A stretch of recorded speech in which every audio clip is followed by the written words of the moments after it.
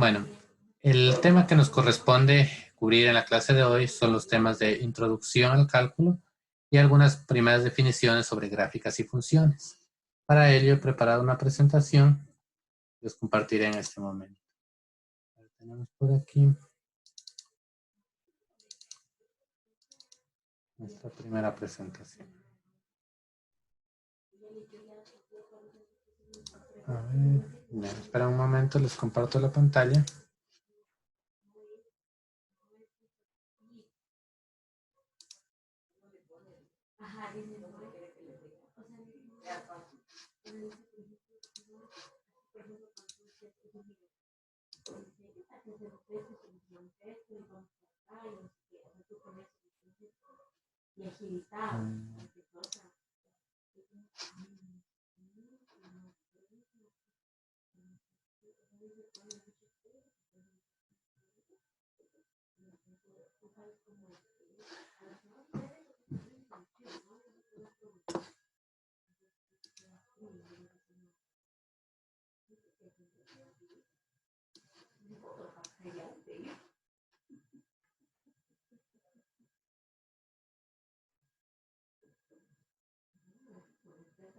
Ya.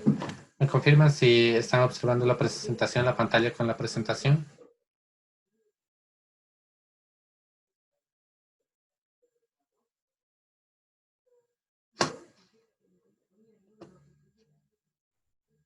Sí, ya, bueno.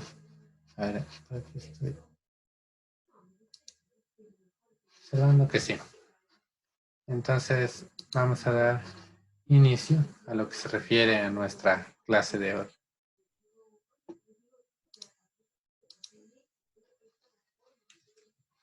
A ver, como bien sabemos, nuestra asignatura corresponde a cálculo diferencial e integral. Nuestra primera unidad corresponde al tema de funciones, límites y derivadas. Ahora, en lo que corresponde al tema que veremos es, en primer lugar, una parte de introducción y luego veremos la parte de gráficas y funciones. Eso es lo que cubriremos para esta clase. En la parte de introducción, nosotros partimos de un interrogante. Siempre es necesario empezar a identificar ciertos conceptos a partir, en este caso, del título de nuestra asignatura. Entonces, ustedes van a estudiar cálculo diferencial e integral. Nosotros partimos de la pregunta de qué es cálculo. Es decir, nosotros muchas veces asociamos el cálculo con las matemáticas, otras veces podríamos asociarlo con fórmulas, con ecuaciones. Alguien podría decirme cálculo se puede asociar con contar.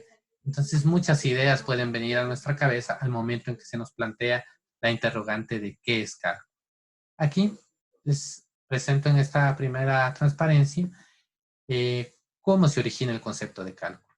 El concepto de cálculo parte del latín, es decir, es una palabra que tiene su origen en el latín, que significa rocas usadas para contar. Nosotros tenemos aquí una relación entre estas pequeñas rocas y algunos números. Los cálculos no es más que una definición de rocas para contar. De hecho, dentro del ámbito médico, se utiliza la palabra cálculos, por ejemplo, para identificar esas pequeñas piedrecillas que suelen haber en el riñón, por ejemplo. Entonces dice, este paciente tuvo cálculos en el riñón. Entonces es porque tenía unas pequeñas piedrecillas, unas pequeñas rocas dentro de su riñón. Entonces ese es el origen de la palabra cálculo. Esas rocas que originalmente se utilizaban para realizar conteo. ¿Y por qué se requería contar? Esto tuvo sus orígenes cuando algunas personas en la antigüedad, hablemos de la antigua Grecia, perdón, hablemos del antiguo Egipto, empezaron a tener más y más posesiones. Entonces, cuando tenían más posesiones, necesitaban enumerar la cantidad de posesiones que tenían, suponiendo que eran ovejas. Entonces necesitaban contar esa cantidad de ovejas. Entonces, para poder contar, las asociaban con algo que sea mucho más fácil de manejar, en este caso, las rocas. Entonces decía una oveja, una roca, dos ovejas, dos rocas, y para eso obviamente también empezaron a aparecer ciertas nociones y conceptos de qué eran los números. Entonces, nuestro primer acercamiento al concepto del cálculo proviene de las rocas que se necesitaban para contar. Ahora, ya de una manera más formal, nosotros sabemos que el cálculo forma parte de una, o es una de las ramas de las matemáticas. Aquí nosotros en esta presentación, en esta diapositiva, podemos observar eh, en el centro la matemática y alrededor de ella las ramas que la conforman, o al menos las principales ramas que la conforman.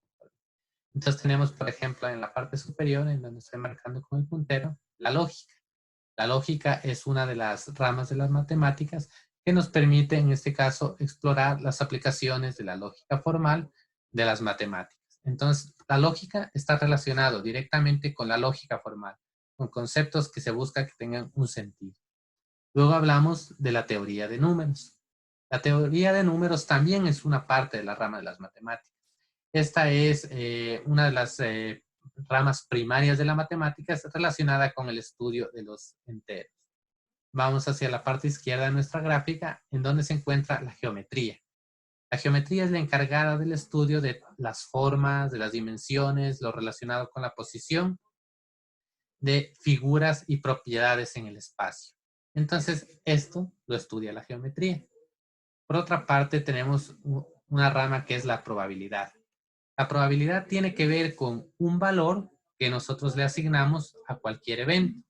Por ejemplo, el evento de lanzar una moneda, nosotros le asignamos una probabilidad de 50% que sea verdadero y 50% que sea sello y 50% que sea cara. Entonces, es asignar un valor a un fenómeno. Luego tenemos otra rama que es la combinatoria. Este es un estudio finito de todos los eventos o estructuras discretas contables. Entonces, ¿de qué formas se puede, por ejemplo, combinar elementos numéricos discretos?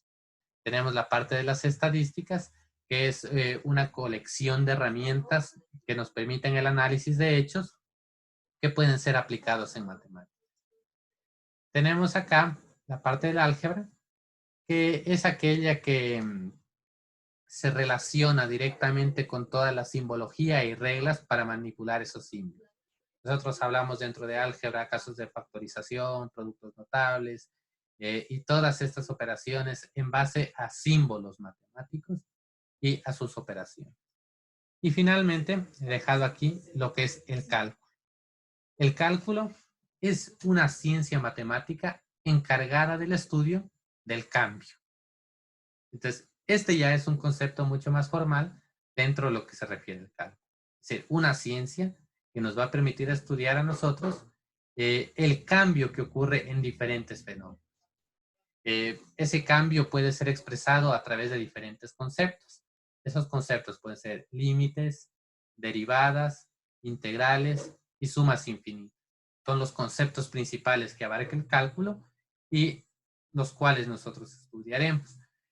A su vez, estos conceptos han permitido que el cálculo se divida en dos ramas principales, o se subdivide en dos ramas principales, el cálculo diferencial y el cálculo integral.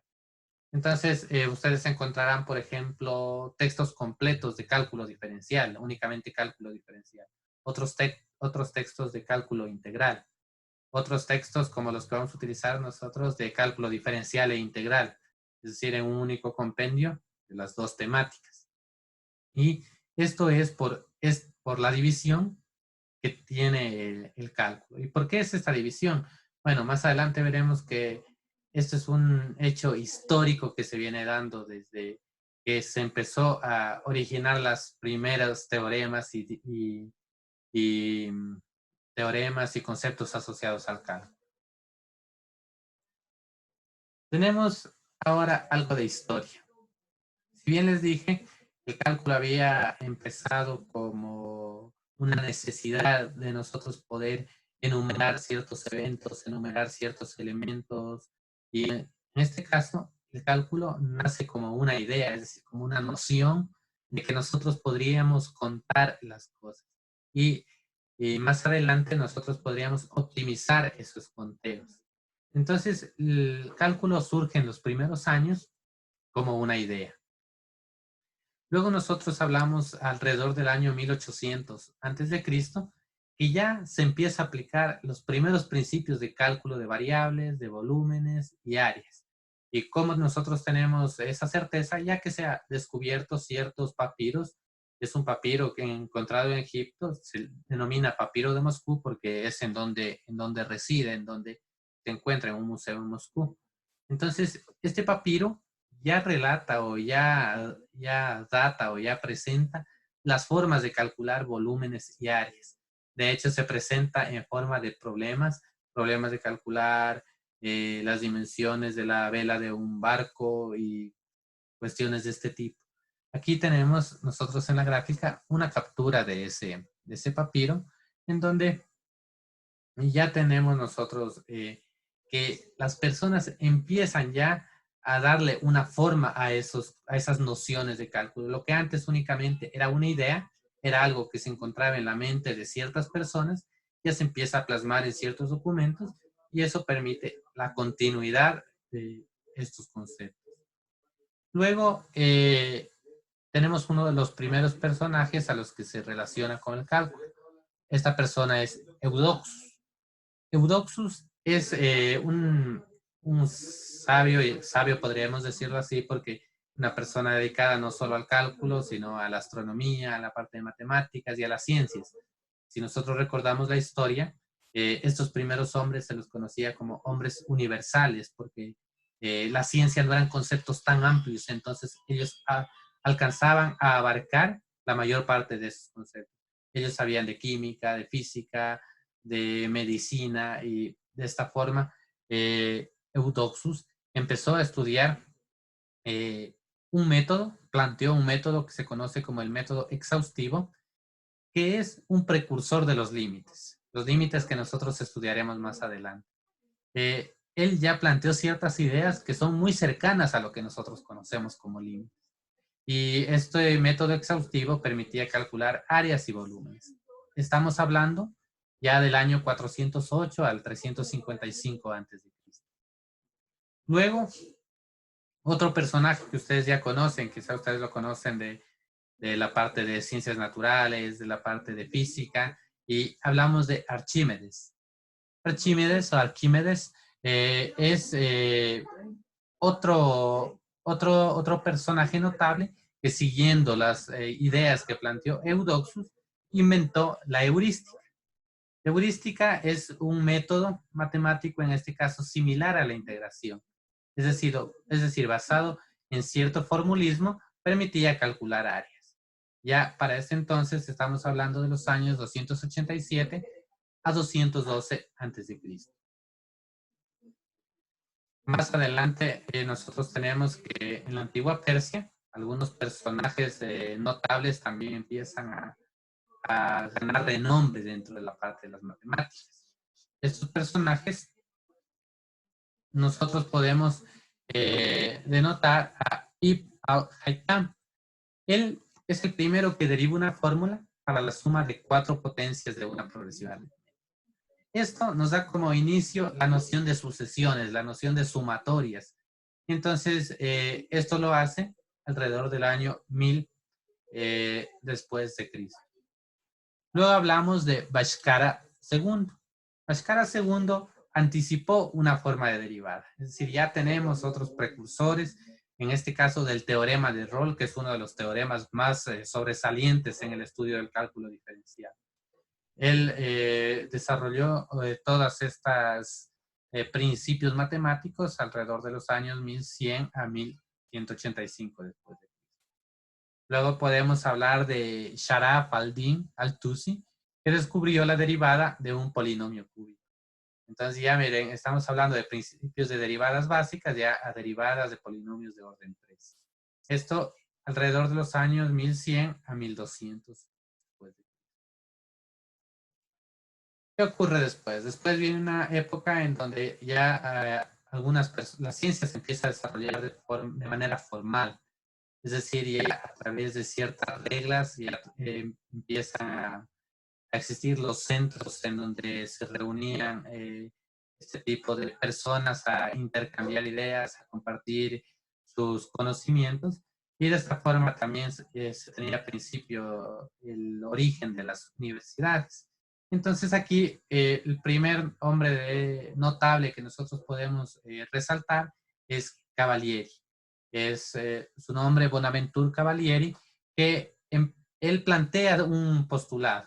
Él dice que el volumen se puede calcular si nosotros a una superficie, o en este caso a una figura, la podemos dividir en partes infinitesimales, es decir, en partes muy pequeñas, y luego calculamos el volumen de esas pequeñas secciones.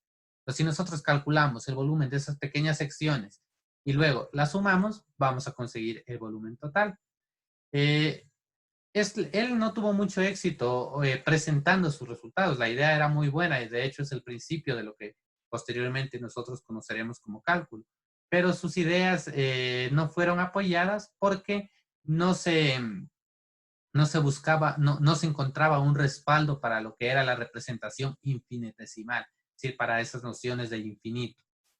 Entonces, después, otros personajes como Wallis, Barrow y Gregory apoyados en los estudios de Cavalieri, deciden presentar otros avances dentro del cálculo. Hasta que más adelante, Barrow y Gregory presentan el segundo teorema fundamental del cálculo.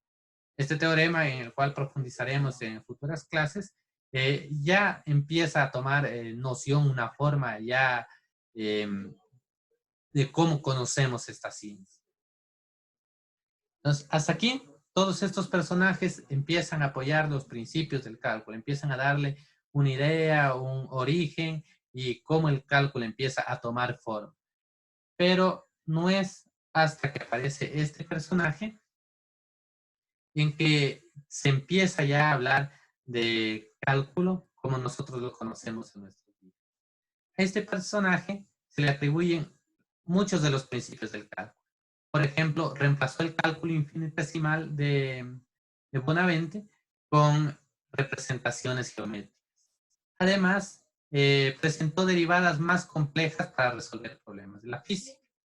Tenemos que introdujo reglas muy importantes dentro del cálculo, por ejemplo, la regla del producto para derivadas, la regla de la cadena para resolución de derivadas más complejas. También muchos de estos conceptos, muchas de estas ideas, las presentó ya a través de un libro, de un compendio conocido como Principia Mathematica. Este personaje, ustedes ya lo conocen de la parte de física, muy relacionado con la teoría de la gravedad, y es Newton. Entonces Newton, muchos argumentan, muchos historiadores argumentan que es él realmente el padre del cálculo. Pero otras personas no se encuentran de acuerdo con estas ideas en que Newton fue el padre del cálculo y nos presentan a este otro personaje.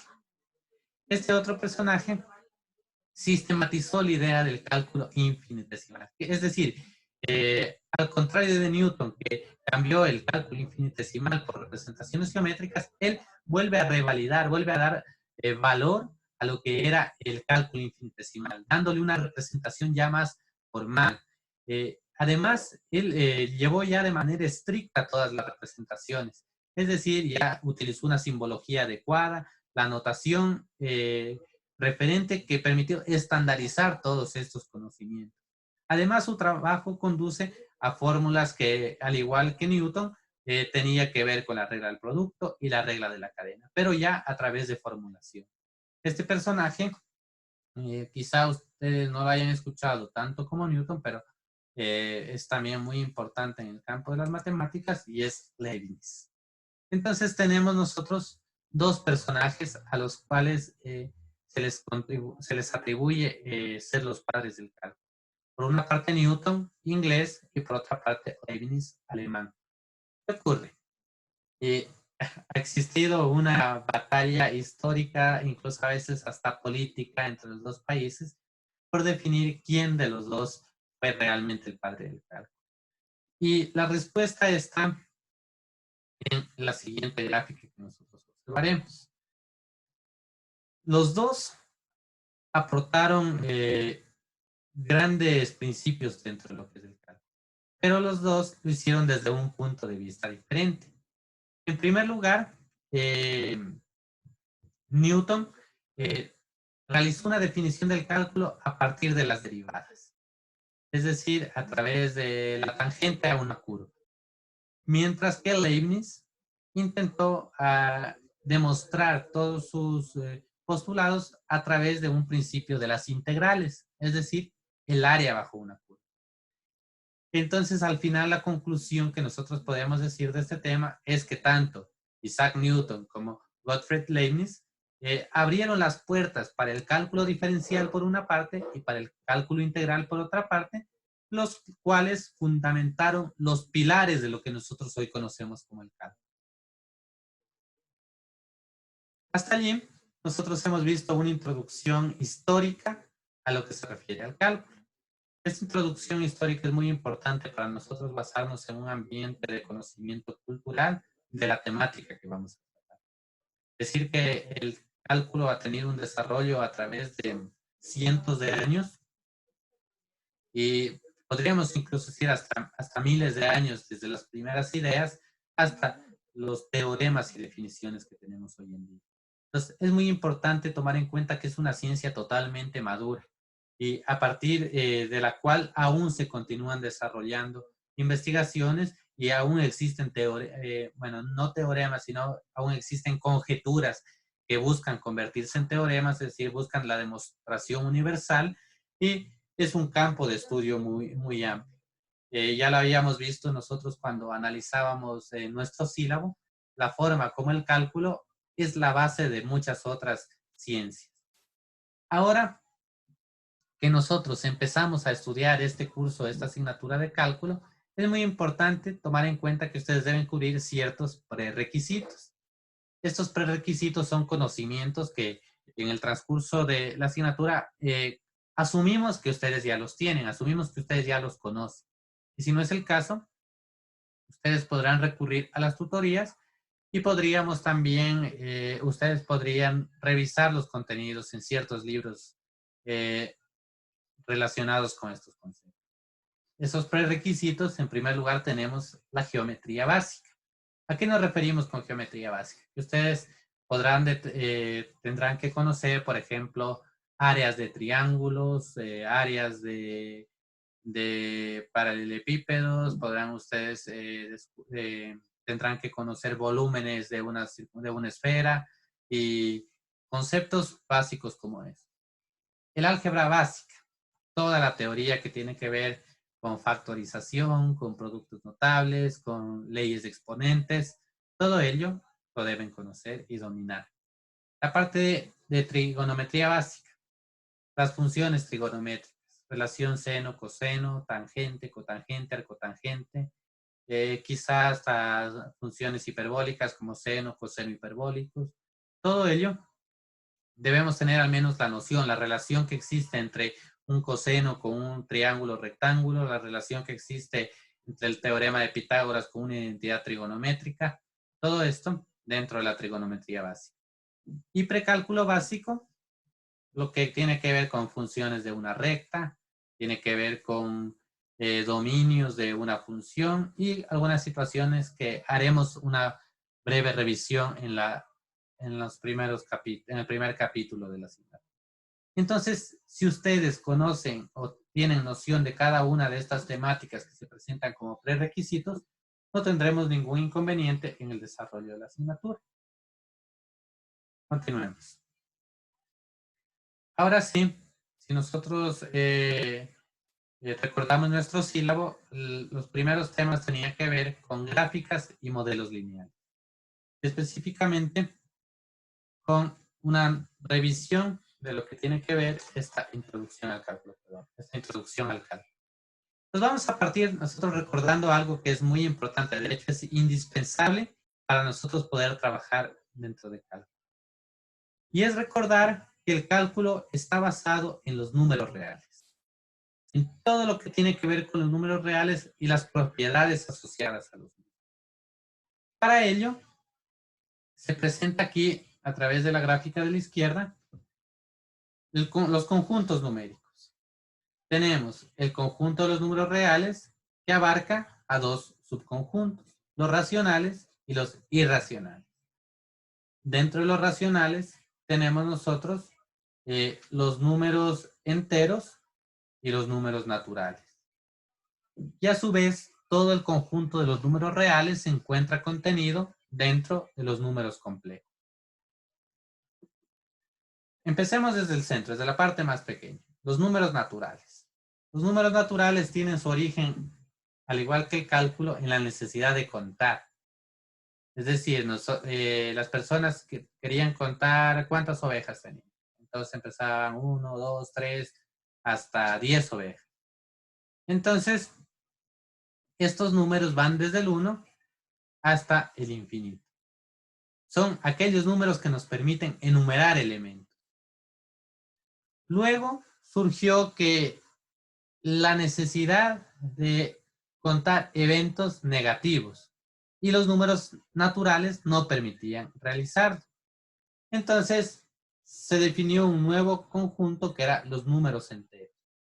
Los números enteros son todos los números naturales, los cuales tienen su correspondiente negativo y además el cero. Es decir, el que nos permite representar un conjunto vacío.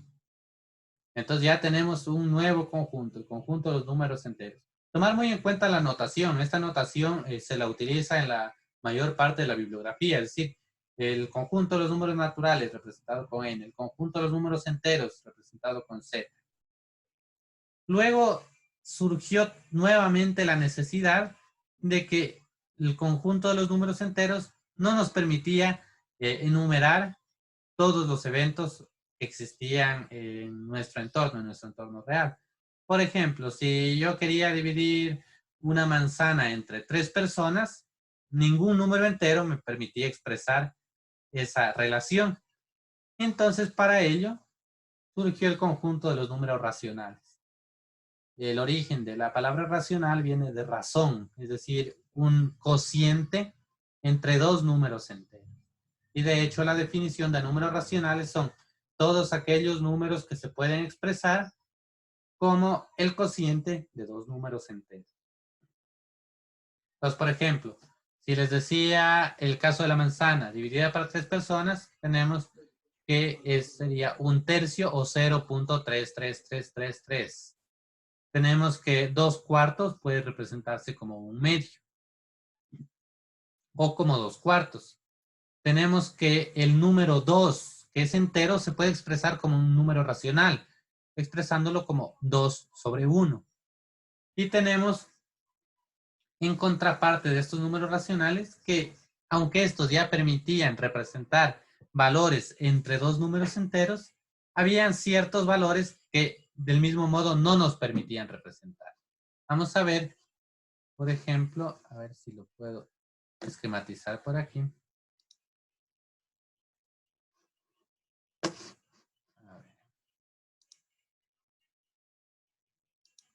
Por ejemplo, nosotros tenemos lo siguiente.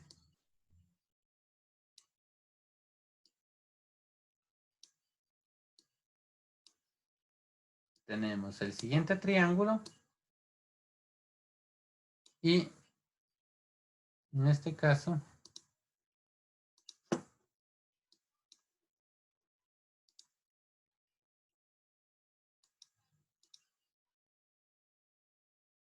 quiero calcular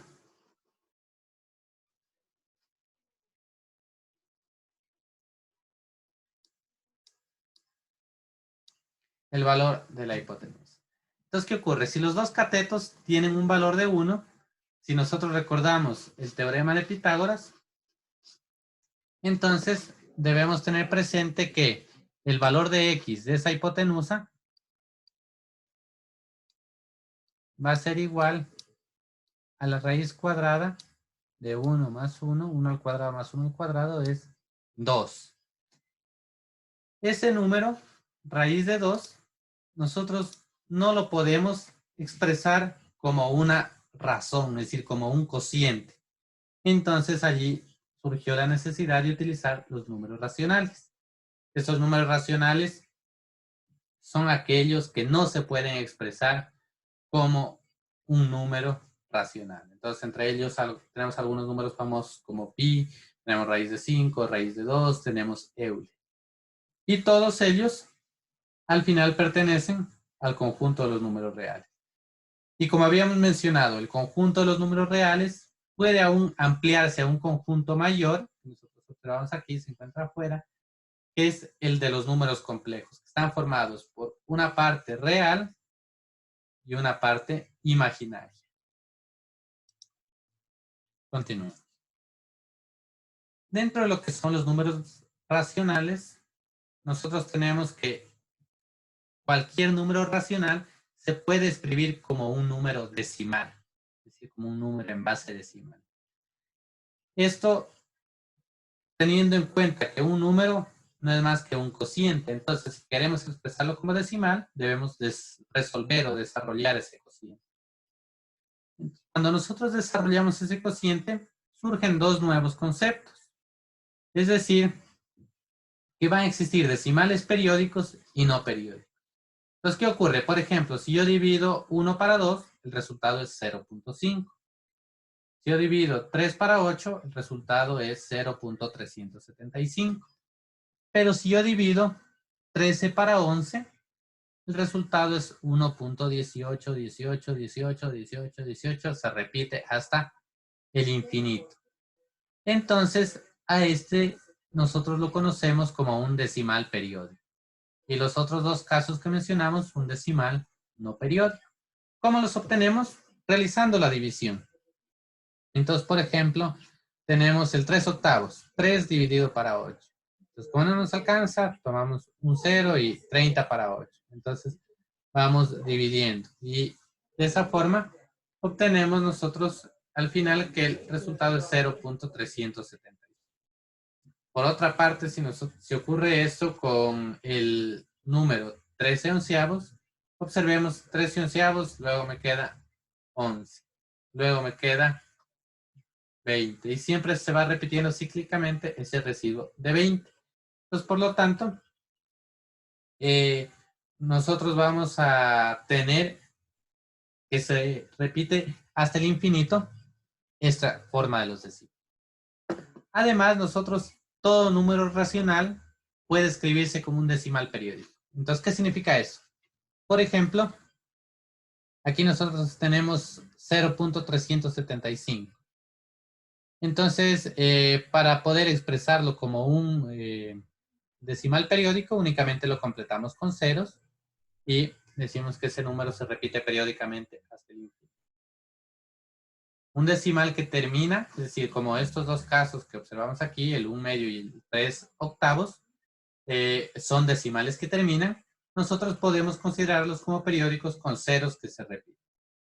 Esa es la noción. Y por otra parte, nosotros tenemos este número, el 3 séptimos, que es 0, 42, 35, y tiene una cantidad de decimales que no guardan algún patrón en específico. Entonces nosotros tenemos lo siguiente.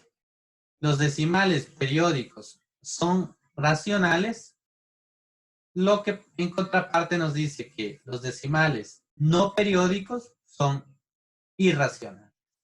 Entonces es un concepto a tomar en cuenta. Otro concepto dentro de la parte de los números reales es la densidad.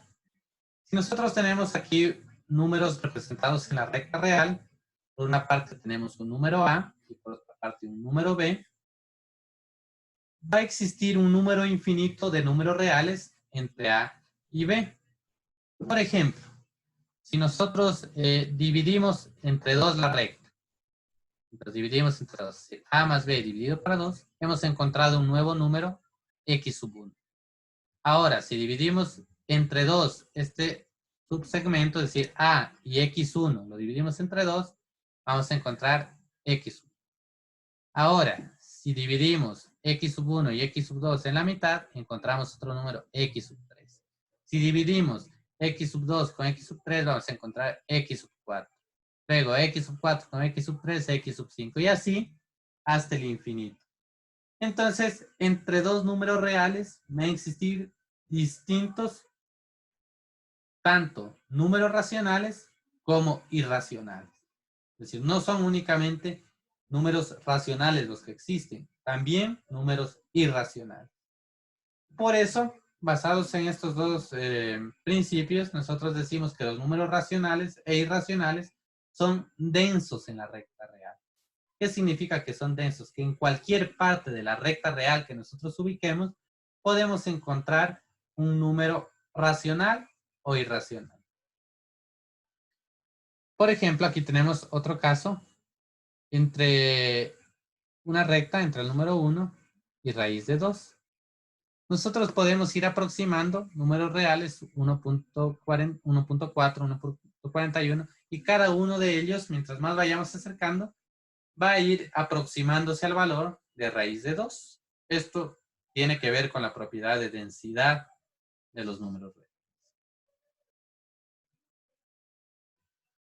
Ahora bien, para nosotros poder graficar, para nosotros poder representar todos lo que son funciones a través de una gráfica, existe lo que es el sistema de coordenadas rectangulares. El sistema de coordenadas rectangulares no es más que dos rectas reales que se cruzan perpendicularmente en el cero u origen. Entonces tenemos, en este caso, una recta real y otra recta real, que da paso a la formación de 4 cuadrantes, que se numeran en orden antihorario. Entonces tenemos el primer cuadrante, el segundo, tercero y cuarto cuadrante. Al eje horizontal, normalmente se lo conoce como eje X, eje de las abscisas, y al eje Y, perdón, al eje vertical como eje Y o eje de las ordenadas. Nosotros podemos representar cualquier punto dentro de este sistema de coordenadas.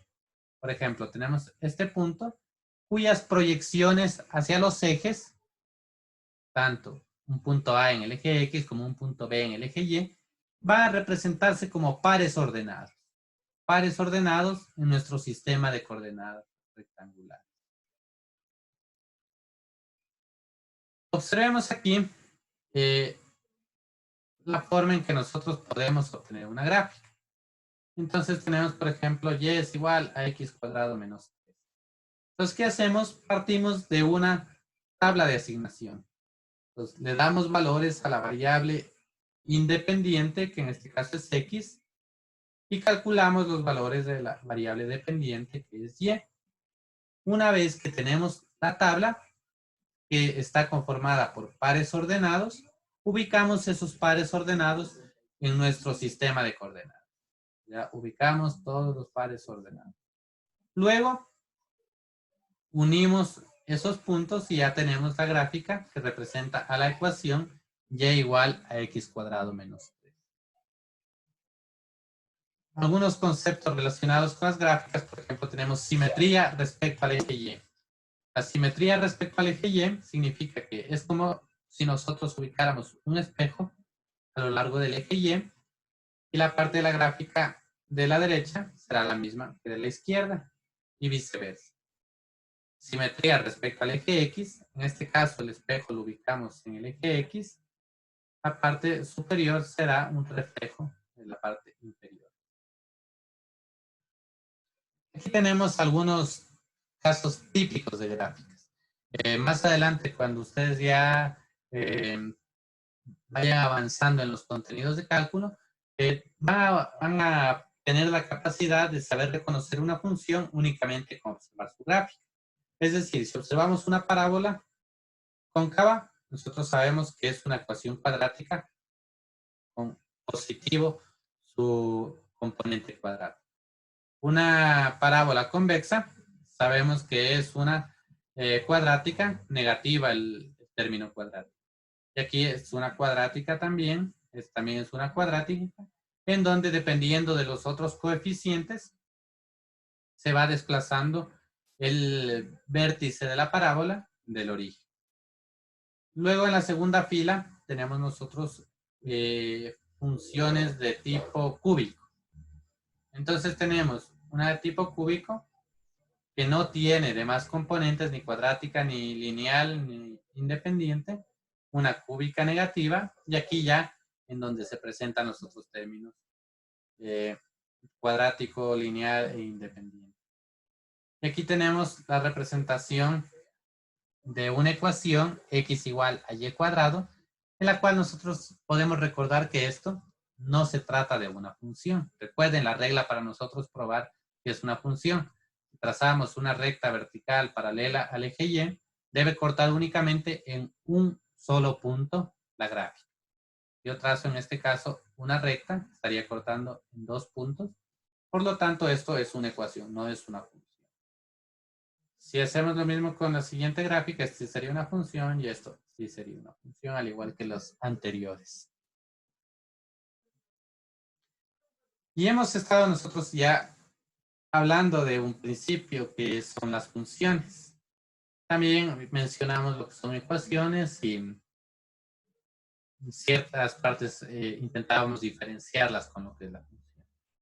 Pues vamos a ver. Nosotros a una función la podemos convertir en una ecuación y a esa ecuación representarla en nuestro plano de coordenadas.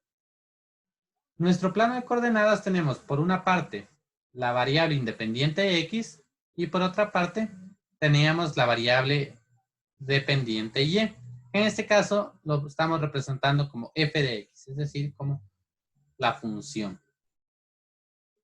Aquí hay que tomar en cuenta lo siguiente. Una forma mucho más sencilla de entender una función es asociando x con una entrada y f de x con una salida. Entonces, ¿qué ocurre? Aquí hemos puesto una gran maquinaria que es representada por la letra F. Es decir, esta gran maquinaria va a ser la función. Entonces, ¿qué ocurre con esta gran maquinaria? La función tiene una entrada y tiene una salida. Nosotros ingresamos la variable independiente x con todos sus posibles valores y vamos a obtener a la variable evaluada en la función. Entonces, esto en sí es lo que va a ocurrir cuando nosotros trabajamos con funciones. Es una especie de transformación. Transformación de una variable de entrada a una variable de salida. Continuemos. Ahora se asocian dos nombres que igual ustedes van a acompañar a lo largo de todo este curso de cálculo, que es el dominio.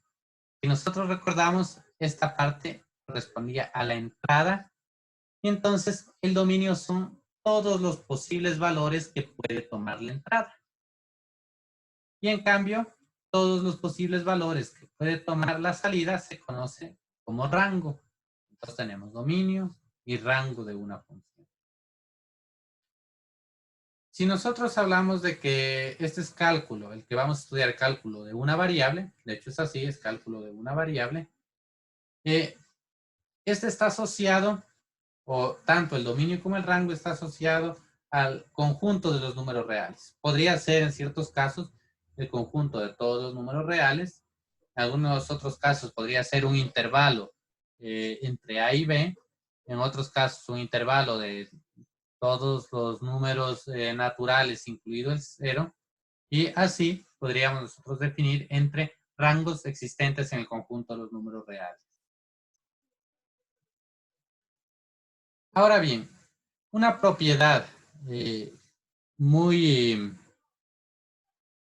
característica de las funciones es la siguiente. Nosotros tenemos aquí, toda esta gráfica representa una función. Un conjunto inicial A, conocido como dominio, y un conjunto final B, conocido como rango. Nuestra función en este caso es el peso de la persona. Entonces tenemos una persona asociada con su peso 19 kilogramos. Otra persona asociada con su peso 103 gramos. Otra persona 72 gramos y otra persona 64 gramos. Aquí ocurre una característica importante de las funciones. Vamos a analizar. ¿Qué ocurre?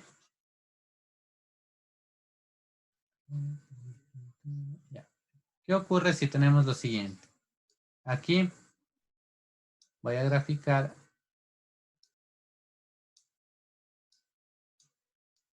otra persona y esta persona le va a corresponder un peso de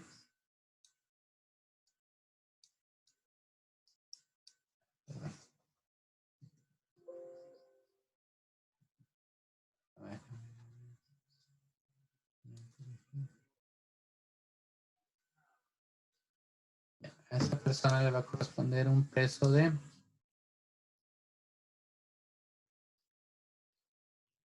19 kilogramos. Bueno, esperamos que se entienda.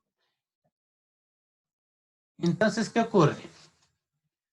Un elemento del dominio puede corresponderse con un elemento del codominio, como lo vimos en el primer caso. Es decir, el dominio tiene su elemento correspondiente. Es decir, dominio con rango, su elemento correspondiente. Pero nosotros tenemos el caso del nuevo niño que acabo de dibujar, al cual le corresponde nuevamente este valor de 19 kilogramos. Entonces, ¿qué ocurre en ese caso? Que a un elemento del rango le puede corresponder más de un elementos del dominio. Es decir, dos niños diferentes pueden pesar 19 kilogramos. Pero no puede darse lo contrario. ¿Qué es eso? Que, por ejemplo, dos personas diferentes puedan tener, o que una persona pueda tener dos pesos diferentes. Esa es la relación contraria. Entonces, por ejemplo, 19 kilogramos puede pesar dos niños diferentes. Pero una única persona no puede pesar 103 kilogramos y 72 kilogramos a la vez. Entonces, existe una razón unívoca entre el dominio y el rango. Pero entre el rango y el dominio no existe esa relación. Recuerden. ¿Y eso cómo se manifiesta? Con lo que nosotros habíamos visto previamente en esta gráfica de aquí. ¿Qué ocurre en esta gráfica de aquí? Voy a marcar este punto de X. A ese punto de X, que es un punto del dominio, bueno,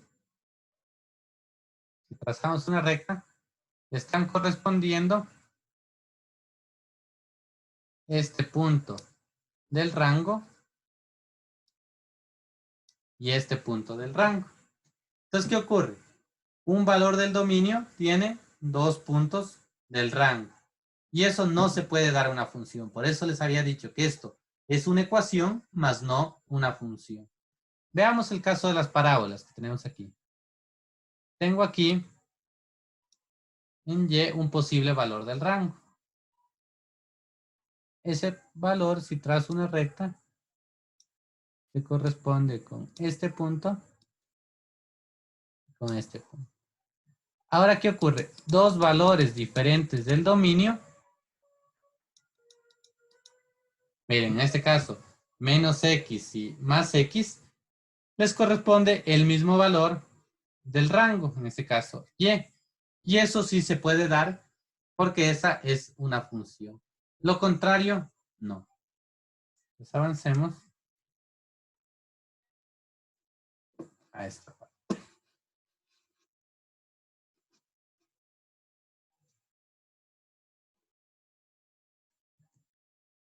La notación funcional. La parte de la notación es muy importante porque nos indica a nosotros cómo se va a representar una función. Generalmente utilizamos letras, pero las más comunes, la más común es la F y a continuación de la F, es decir, función F, función G, función H, función J, K y así. O también letras mayúsculas. Entonces nosotros tenemos que una función se representa como F de X, en donde X es la variable independiente. Y se lee F de X o también se lee F en X. Y va a denotar el valor que se le asigna, el valor de F que le asigna a X. Entonces tenemos aquí este ejemplo. tenemos f de x igual x cuadrado menos 3. Entonces, si nosotros probamos f en 2, tenemos 2 al cuadrado menos 3 igual a 1. Tenemos f en 1 menos 1 al cuadrado menos 3 igual menos 2. Y f en a más b es igual a más b al cuadrado menos 3, a cuadrado más 2ab menos b cuadrado menos 3. Esto es como representamos las funciones. Retomamos la parte de las gráficas. Habíamos dicho que para la parte de las gráficas nosotros partíamos de una función. Esa función, si bien la podemos convertir en una ecuación, es decir, reemplazar el f de x por y, plasmamos esto en una tabla de datos, es decir, dando valores a la variable independiente y obteniendo valores en la variable dependiente. Luego, representamos esos puntos en nuestro plano de coordenadas y unimos los puntos. Entonces tenemos allí nuestra gráfica de una función. Ahora existen algunos puntos que hay que tomar en cuenta dentro de las gráficas. Uno de ellos son las intersecciones. En este caso tengo puesto el puntero sobre la intersección en el eje X, es decir, el corte en el eje X. Y ahora en el corte en el eje Y. ¿Cómo calculamos nosotros estos cortes?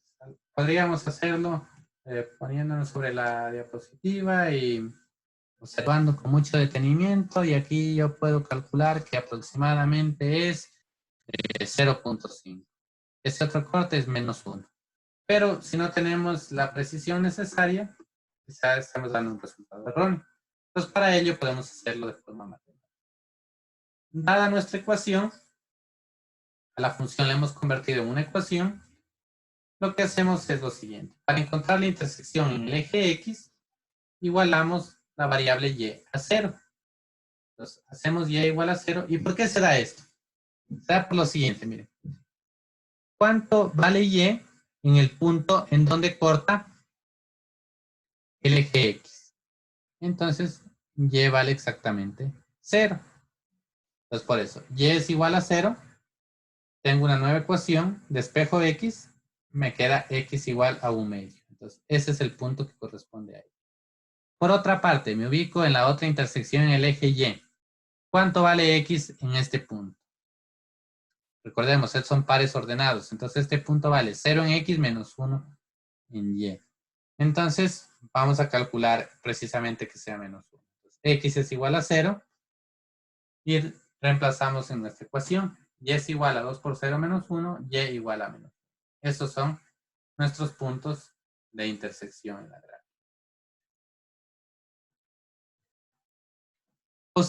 Posteriormente o anteriormente, perdón, habíamos hablado de la simetría de una gráfica. Ahora, de manera formal, la simetría de una gráfica tiene que ver con la paridad. Es decir, si la gráfica es par o impar. Para la simetría par, nosotros decimos que una gráfica es par si la misma es simétrica respecto al eje Y. Como habíamos dicho, que la parte de los dos cuadrantes de la derecha sea igual a los dos cuadrantes de la izquierda. ¿Cómo la demostramos? A través de la siguiente expresión. La función f de x va a ser igual a la misma función evaluada en menos x. Entonces tenemos un ejemplo. Esta parábola es la función x cuadrado menos 2. Entonces, ¿qué ocurre si nosotros calculamos el f de menos x? Entonces, todas las x que aparecen aquí tenemos que reemplazar por menos x. Entonces, nos quedaría menos x al cuadrado menos 2. F de menos x igual menos x al cuadrado igual a x cuadrado menos 2. Entonces, ¿qué significa? F de menos x es x cuadrado menos 2 y f de x, x cuadrado menos 2. Los dos términos iguales, por lo tanto, una señal par, una función par, perdón. El otro caso, una función impar. La función impar es simétrica respecto al origen. Es decir, es como que nosotros trazáramos una recta aquí, perpendicular al origen, así, de forma tangencial, perdón, al origen, y esa será el espejo, en donde ubiquemos el espejo para ver la simetría de la señal. Entonces tenemos que se debe cumplir la siguiente relación. La función evaluada en menos x tiene que ser igual a menos la función. Tenemos el siguiente caso, x cubo menos 2x. Vamos a comprobarlo. Calculamos el f de menos x.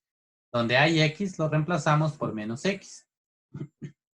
Menos x al cubo menos 2 por menos x. Menos x al cubo es igual a menos x cubo. Menos 2 por x es igual a menos más 2x. Aquí tenemos una errata, permítanme para corregirla.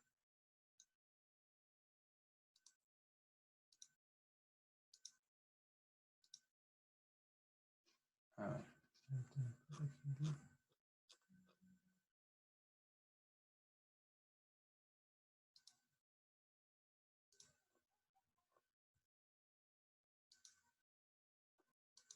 Tenemos aquí.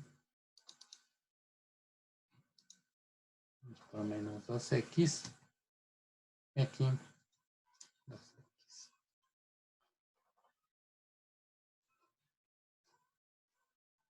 Listo. Entonces nos queda, tenemos menos x al cubo, menos x cubo. Menos 2 por menos x, 2x positivo. Si sacamos como factor común menos 1, nos queda menos x cubo menos 2x. Entonces, f de menos x es igual a menos x cubo menos 2x. Y x cubo menos 2x será f de x. Entonces se cumple que esta es una señal impar.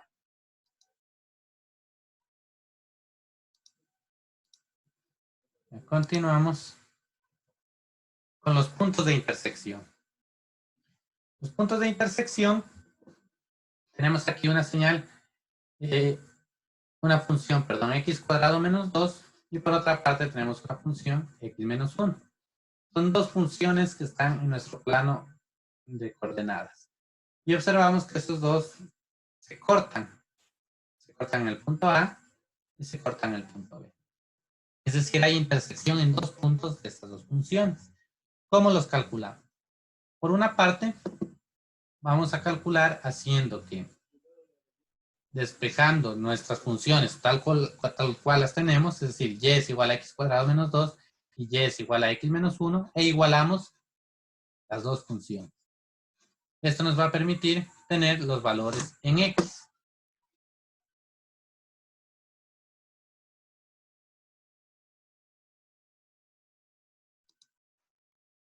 Listo, a ver.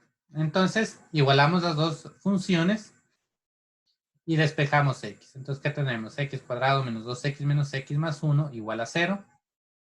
Nos queda una ecuación cuadrática. Aplicamos la fórmula general. Nos queda un x sub a igual a 1 medio menos raíz de 5 medios. Y x sub b igual a 1 medio más raíz de 5 medios. Ahora, hemos encontrado las coordenadas en x de esos puntos. Nos faltan las coordenadas en y. Para ello, tenemos lo siguiente.